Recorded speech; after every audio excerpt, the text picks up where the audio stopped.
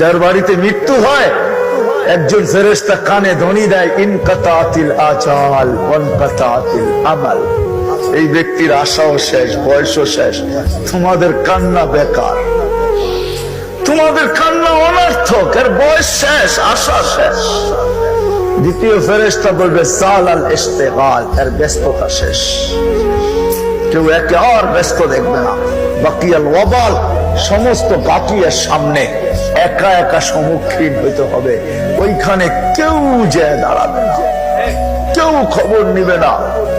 তৃতীয় ফেরেশতা বলবে যাহাবাতিল আমওয়াল, যত অর্জন ছিল দুনিয়াতে সব হাতছাড়া, শুধু সস্তা একটা কাপড় গায়ে জড়ানো।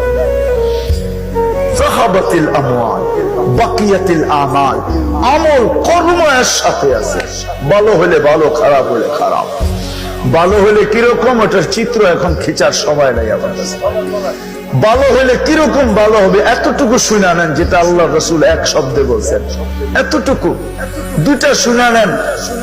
ভালো হলে তো এতটুকু ভালো হবে, আল্লাহ রাসূল কবর দেখা বলছে রাউযাতুম মিন রিয়াদিল জান্নাহ।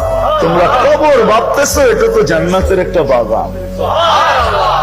কবরের পাশে যখন লাশ নিবে তো কবরই কানে কানে বলবে ইদান উহাব্বিলু লাকা বাতনি খাদরা, তোমাকে রাখতে দেরি, পেট সবুজ শ্যামল হইতে দেরি হবে না। ভালো হলে তো এমন ভালো, আর যদি খারাপ হয় তাহলে আল্লাহ রাসূল বলছে হুফরাতুম মিন হুফারিন নার, জাহান্নামের একটা গর্তে রূপান্তরিত হবে, জাহান্নামের একটা গর্তে রূপান্তরিত হবে, কেউ খবর নেবে না।